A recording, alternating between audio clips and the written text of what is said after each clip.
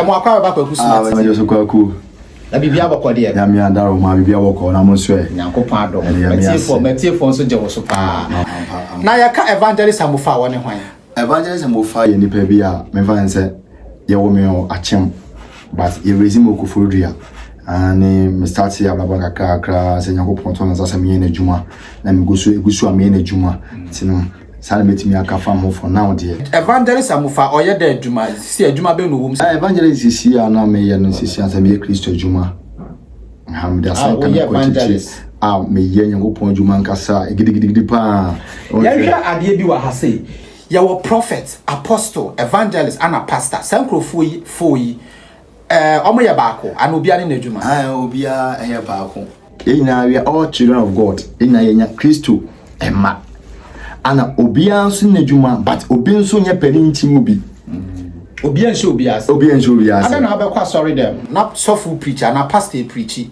na evangelist ete ho okay me fan say e assolence she fan church doctrine assolence she so bi won ma say as we obi apostle ansana e bia wono e di asole bi so okay but apostle is an office ordained by God. Apostle office and Yahoo the chair, Adomache the chair. Ana ebi musu say ana wo so no ana say bia e person we penny bi so no koso abla yen apostle. And when originator of apostle, but apostle no is a gift from God. All right. Now sankrofofo yi nyina no. Omo tumi tutu honhom efiri nkrofo. Yeah, five ministry no. Obi etimi etutu ahonhom obi etumi tutu etimi bompaye etimi ye die nyambe bia ne nyina nipa on the communication with God on the Christo mo asem ya also from before bia me pastors a obubu mo asole entino office bia no there's a unique adibu mo bintimi nyewum and now hwehwa na ye adwuma bebo wankasa sofo no ya hwe pastor apostle prophet evangelist and the rest no a title and a din a yedema a title a yedeto asofo so ana say yedin office asiane century mu ka yeka officer e bia wote na we wodjuma nti Christo okay Ephesians 4:12 osi bi ebi apostle prophet evangelist pastor teacher and on kire say apostle edi kan kire en kire say apostle e penichin teacher ewo nyame fiu debi oye ne sa tautology but the person tell say adoma chede we na ode den ode amma entine ohun sofo bia o sa adoma chede mu baako eti sanya menche ho no sa the 5 apostles and I also friend simple 5 whole ministry the 5 whole ministry or 5 ministry of Jesus Christ omo de habama di djuma and I know the money habama ni twaka bia habama no a special gift everybody dem no or to me demand the 5 whole ministry ni mu bi and I know the or we special bia o say adoma chede no obom pa ye hia bibia na nyame de ma wo obi adwen say o evangelist me ameti ya ne de say onko tena dwa so no onka ensem nko a wo ho but no anya evangelist for djuma nko no ba bia ho den abosomfo na adunsimfo no ma say ha de wo ko abewu no nyame timi soma onipa bia I say evangelists and apostles nti we evangelists ha say papa mo say obi evangelist kwaku was a prophet or evangelist by office or so or prophet because a prophet and go forever but to me right them evangelist for the edimo eblem no odi for better I'm telling you for going to change we are sure odi for better evangelist adwuma na omo ye no say odi for nya sa adwuma ni bi eya obeda wow if you say odi for etifaako tete no na on wo pom na BBC a wo ohen obeka say na nyankopon eka ba ye de ye co with your blood etimi ko hie wo etimi ko hia ohaw etimi ko hia amane and we evangelists are you are like a soldier e was asase suit you anytime bia etimi boom etimi tietia woni etimi tan woni enti no kra special onsen uni suro honhom ama mi ho adwiri mi uni suro honhom enti sane na wo ka no enti ehabama se ye hu sofo bi so de habama edi djuma yanya ne den ana se eye so be yesa eye se obe yisu habana e djuma ye ode mpai boy ye ne ode habana so ye mo me dance na ka mi ba bi bisa the difference between herbal and prayers or ni na ye adwuma baako won say obom paye but me the haban kanipa am I fast okay senti ase no oti ase a empaibo hu hia but direction hu hia ka direction hu hia nka Nyankopon ka che Moses se onfa poma na den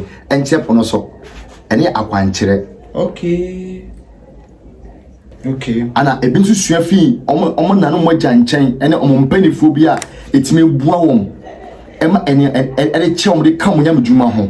All right, ye hwa de bi wa ha no mo ye wo konfu bi a ono so de ahabama na ye na dwuma. Okay konfu a wo de bone kwa ne nchen a onpo obeya ma wo but still what de ahabama na ye dwuma.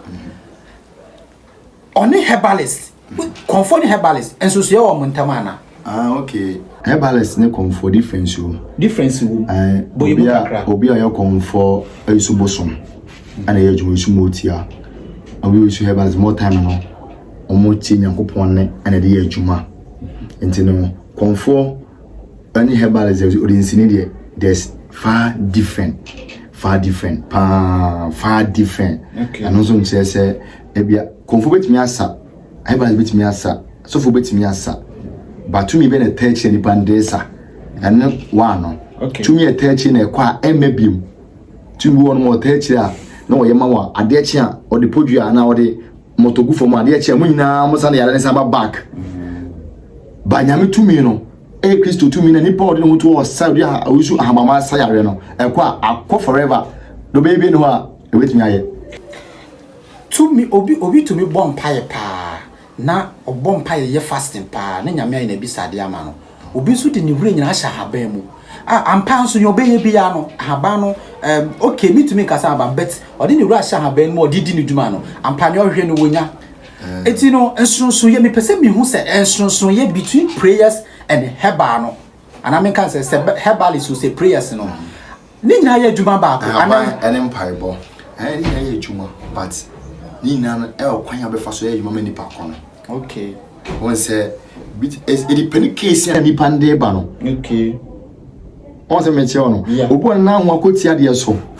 Obo mpa ma no spiritually no. E wa tane ya lewi. So de haban tale so na ekuni dey efrim. Wow. On say the me kono. Aha, nti o so isu haban de ma no.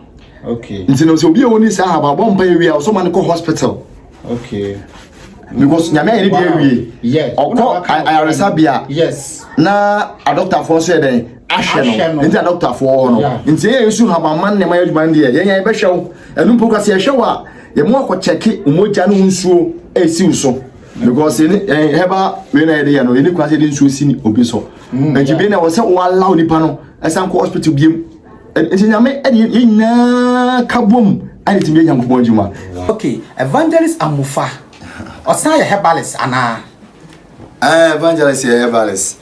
Yusu haban e de ye djuma pa. Yusu haban Yusu haban de ye djuma. Okay. E de ye djuma e de bo nyame ma. Okay. Amenema kosomom ama do yare ni me pi. All right. Enema pi ani ye yusu haban e de ye.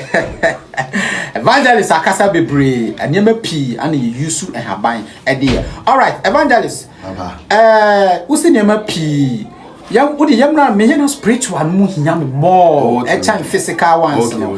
Yamra no spiritual spiritualist no. Okay. Ut me the habama e spiritual and empire bona. Ye dem paibo ani habama eye. What can you bo? Makani na. Fantastic. And you know say ye bompa ya na ye hu anu a o se me wura hu fam. Na me hwede ye kosom da habanka no. Bo no ma obompa ye pa na adwuma no ntimi nkoso o se hwe the courses a adwuma no nkoso o me gyan wose sia no ensu a etene se de me nkoso na mka fa mu ebo miensa ebrem ya nde me yama wa enu nansa bo mu se enema change fantastic ama bibia ekoso wow spirituality aye ni pebi en betimi aye ase ya bre ho ase ama Nyankopon no ama Christiano on e bi ene du akiri e ma sign na happen. Wow. Okay, anunti no Evangelist yale ben any yale ben ana wutumi sa. Okay, yale itimi san na de ne yanu se I was saying na Christo ho. Ana Christo so no hwan. Christo so nye yankasa. Because do agi ne din di ye no mutumi so man Yankopɔn ma.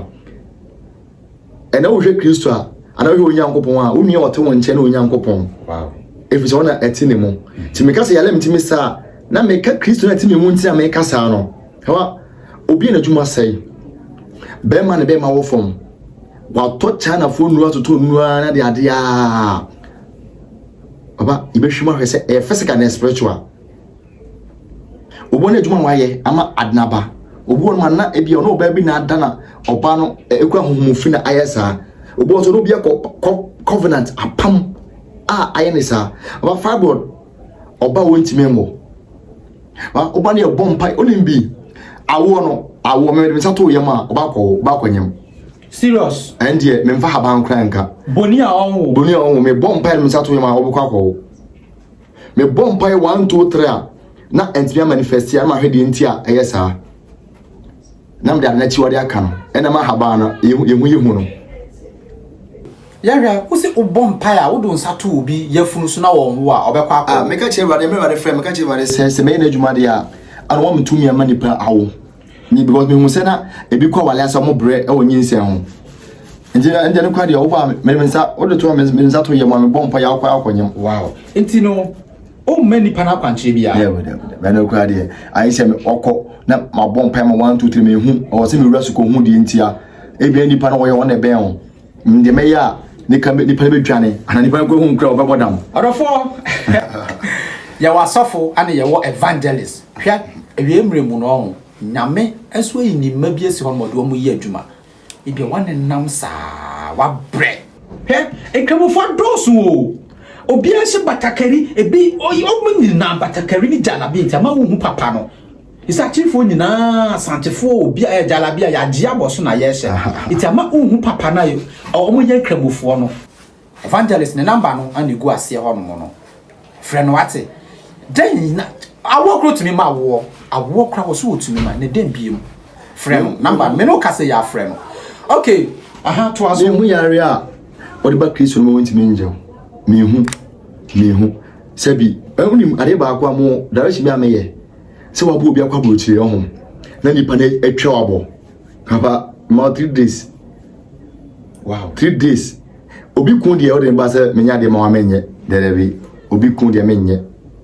me obi kuma te won chen pa se wa bre be ma bi ho ma otu kwankwa bo chire na wo twa abo on frem ko on peki biem se obu ano o se de bi obeba na osu se ebia ya to obi adu ebia unse aya na obi twane na akọ ben na aya na ayensem bebre dudo na tutu nkrofo adu eti no se ya to obi adu na se odi edutuo obi atu na adu eno so obeka na asem se edutuo no ho ahoye ahohom ede ade ne ba se one ne wo adwumam ana one me kosoma na enema ebikura watare shim na ye no adwumbo na bantim so atu odu okay ogo no sisi a obetu ni panu sisi a okay ede panie ene bi na ye edutuo ne kokwa de small thing oh okay se ya tu odu na wa hu ye bompa ye mawa na Yakobon so na se do santo aso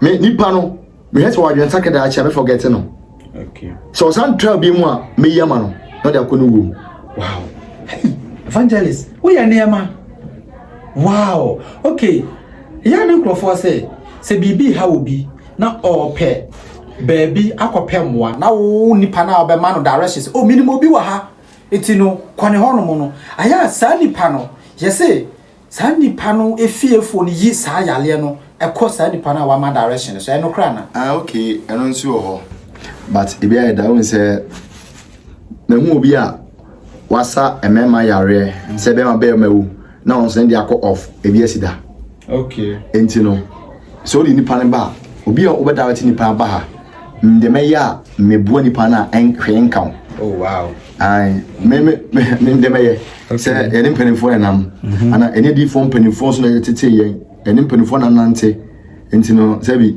ejuma ye no mpanifo ta ya chipa ah salam kuma me papa odi fo wi afi odi for we for young for the age 72 years we had market say pon kokko okay ko say Israel sa ngol man wa ba wa town ana mo doctor ni ma ko antwi mba ho ba ko no on so wo ho on so any gidi pam per chale ma also be 70 something years mo mpene for time achi me di me dwuma na go fra ma blem ho asema mpene for e hira me pa sana habama no anase nyame adwuma ye no mutumi ye ne sana ana no de nyame na tumi fra ana agi so obi ana okwaje authority wo obi ho no mo sebi ebari timi fra obi am ko nso obi ase anya tetefoni na ne show obi ase okay nyame simi fra obi okay but we ase no so nya tete a ai na eboa okay unya tete obo bia etimi boa ama spiritual growth so den ekoso unya tete ye efri obi nchen ya okay those man say bia obi person oye blogger obi person bia oye yi we pay to him say oba mo ache na de okay ampa so kwa na say odi ne kura bo nsa ampa le bia no bo odi nse nipa se ne den eboa me okay anti ne so mpanifo ya so mo no mama che ne mama che me ne ma okay ana de ba dia do me nso no ade aka ho okay obi haba ma os me de me na na ko no di ja me papa ko no di ja me ma me ko no di ja me eno no nipa na okọ no obetimi ayadwuma nipa na oye adwuma so obetimi ayadwuma se nya ne nana no eye pepepa na obeya broso kra okay obetimi ayabro obeya broso all right ni na se obedin hihye ya ode ma wono so okay se ebia ni yale osa engiska yale osa giska yale we say aba etwere opa etwere na 10 years 30 years kwa mesa okay etwere epilepsy 30 years kwa mesa wow the medical acha Ghana for say who say sa yale no e manifest ya if unclean spirit who free and this had never who say e manifest oba so a e mane menja e ba no to jempe eno ano ne sa no e yeden ne sa ne yeden ti no mamentum profofo e yare e hom fine de ba nti oba so amane nkogya ho amane nkodua ne ho amane nkohwe ho na pene sibre na yehwe ne wi a opete na kogya ho eja ye bre ni nti me pesa ye beche wo bibia wo pesa wo kan apart from ni ayake wo bibia wo pesa wo kan mambisa wo ai bia wo pesa wo kan final na afi ye fancy kwa ye bre ni nti na wo nshira wo ye make catch you na say award me nya kan say with God all things are possible okay ni ukom ni wuram ni ekoso abla bomu nyina no hu se nyankopon ba ko pani betimi adan asaw ama wo hawo nyina akọ ade bie no ye permanent eba aba nya wotere enrahye na want to scan kan sufu nyankopon no obeje wo so message pe bia se onfa no Kristo na omo mpaye na ewade nso de adom a ebro adom so ebehira no ya chare ho kwa na ansa na no me pese mbisa we mate cream bi ho asamai wo dia ba me ho se ebua nkrofo pa cream no ka ho kakra sam che secret ye den cream asam kwa de na nka mbese meba because enso to man nim aye ewade adom cream na mde bua nkrofo no ano odin wow de oda na obini beda osra de da enu ano no e de haba makwa 73 na ye 2 efi Israel and a cambo me yes ha cream no okay exactly me there baby bia wo bia sa wo fra e be man card abro wajuma nkoso oda na honhom bi no abeda spiritual marriage enema hu se enko no physical kwa na enso bi gu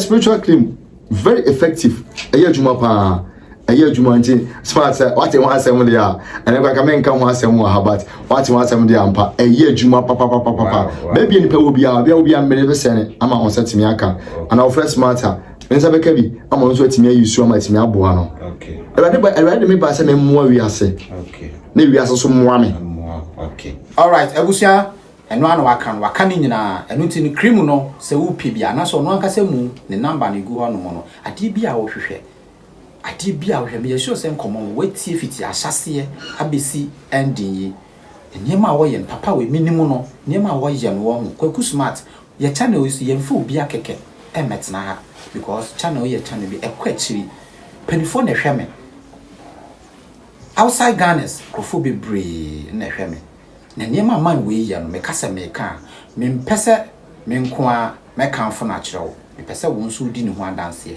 fa number no enu na egu ho no mo no okay afei o final word ye fam pon abrojefo ina mfre okwa abrojo nya pepes o pese o tu kwan ene mo edin fre chale fre na unshira wo mo meso minshira wo nchen sa yakopon aye no papa obo nipa so beboa so be chia wadofo mechia KwakuSmart ahwefo nyina se nyame kupon sham se danda ina the video to ha na omasum mesanchia me papa prophet Wiafi Daniel or TDF or adwuma almost 60 years ni aha na or 72 years 12 years or something yakopon adwuma se la gusu adwuma me no na nam sesi asa me ka se me papa na adwuma o ye onkoko mesanchia doctor ni mako entry me Herbal senior prophet. Wow. Also adwuma also 70 something. Nyame kupon shira umpa, nyame shira umpa. All right. Nyame shira wo nyina. Ya da se won so wa hwe di am just e KwakuSmart. Da bia me da wase se unya bre, enya daje. E se wo bando e de hwe me. Nyame shira no nya okese. Thank you for watching me. May you acquire the east, blow the beast, conquer the seas, destroy the deeds, eliminate the east, fight and forget the F's. One day kasa we match wase no atias. Till the abemu makra. Bye bye.